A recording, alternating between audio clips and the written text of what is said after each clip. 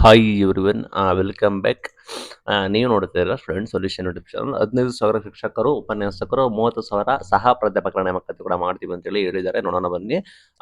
ರಾಜ್ಯ ಸರ್ಕಾರ ಸರ್ಕಾರಿ ಶಾಲೆಗಳು, PU ಕಾಲೇಜುಗಳು ಎರಡು ಕೂಡ ಸೇರಿಸಿ, ಆಯ್ತಾ, ಬರೀ ಶಾಲೆಗಳೆಲ್ಲ ಎರಡು ಕೂಡ ಸೇರಿಸಿ 15,000 ಶಿಕ್ಷಕರ ಹುದ್ದೆಗಳನ್ನ ಭರ್ತಿ ಮಾಡ್ತೀವಿ ಅಂತ ಹೇಳಿದ್ದಾರೆ.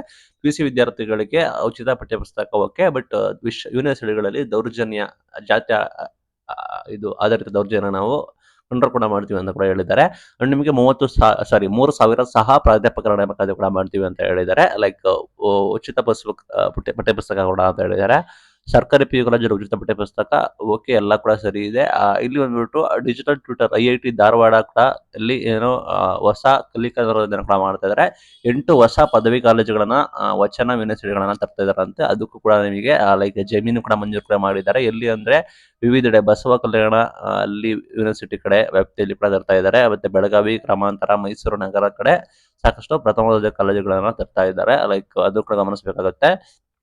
ಮತ್ತೆ ಸೈನಿಕ ಹಾಸ್ಟೆಲ್ಗಳು ಏನೆಲ್ಲ ಬಜೆಟ್ ಅನೌನ್ಸ್ಮೆಂಟ್ ಕೂಡ ಮಾಡಿದ್ದಾರೆ. ಇಲ್ಲಿ ಮೇನ್ ಥಿಂಗ್ ನೋಡಿದ್ರೆ KPS ಶಾಲೆಗಳನ್ನು ಉನ್ನತೀಕರಣ ಮಾಡೋದಕ್ಕೆ ಲೈಕ್ ಅಮೌಂಟ್ ಕೂಡ ಸ್ಯಾಂಕ್ಷನ್ ಕೂಡ ಮಾಡಿದ್ದಾರೆ. KPS ನೇಮಕಾತಿ ಕೂಡ ಮಾಡ್ತೀವಿ ಅಂತ ಹೇಳಿದ್ರು, ಅದು ಕೂಡ ಸುದ್ದಿ ಇಲ್ಲ. ಈಗ 15,000 ಶಿಕ್ಷಕರ ನೇಮಕಾತಿ, ಅದರಲ್ಲಿ ನಿಮಗೆ PUC ಪ್ಲಸ್ ಎರಡು ಕೂಡ ಸೇರಿ, ಶಾಲಾ ಮತ್ತು ಕಾಲೇಜು ಎರಡು ಕೂಡ ಸೇರಿಸಿ, ಮತ್ತೆ 3,000 ಸಹ ಪ್ರಾಧ್ಯಾಪಕರ ನೇಮಕಾತಿ, 2,000 ಆಲ್ರೆಡಿ ನಿಮಗೆ ಗೊತ್ತಿರೋಗೆ ಪ್ರಾಧ್ಯಾಪಕರ ನೇಮಕಾತಿ ಬಂದ್ಬಿಟ್ಟು ಅನೌನ್ಸ್ಮೆಂಟ್ ಕೂಡ ಮಾಡಿದ್ದಾರೆ.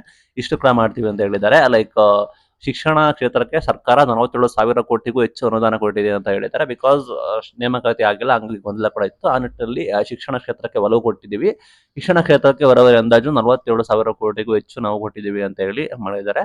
ವಿದ್ಯಾರ್ಥಿ ದೌರ್ಜನ್ಯಕ್ಕೆ ರೋಹಿತ್ ವೆಮುಲಾ ಕಾಯ್ದೆಯನ್ನು ಕೂಡ ನಾವು ತರ್ತೀವಿ ಅಂತ ಹೇಳಿ CM ಅವರು ಬಜೆಟ್ ಘೋಷಣೆ ಕೂಡ ಮಾಡಿದ್ದಾರೆ. ಅದು ಕೂಡ ನಮ್ಮ ಗ್ಯಾಪ್ನ ಇರಲಿ, ಲೈಕ್ ವೆರಿ ವೆರಿ ಇಂಪಾರ್ಟೆಂಟ್. ಇಲ್ಲಿ ಮೇನ್ ಹೈಲೈಟ್ 15,000 ಶಿಕ್ಷಕರ ನೇಮಕಾತಿ, ಉಪನ್ಯಾಸಕರು ಪ್ಲಸ್ 3,000 ಸಹ ಪ್ರಾಧ್ಯಾಪಕರ ನೇಮಕಾತಿ ಕೂಡ ಮಾಡ್ತೀವಿ ಅಂತ ಹೇಳಿ ಹೇಳಿದ್ದಾರೆ. Thank you.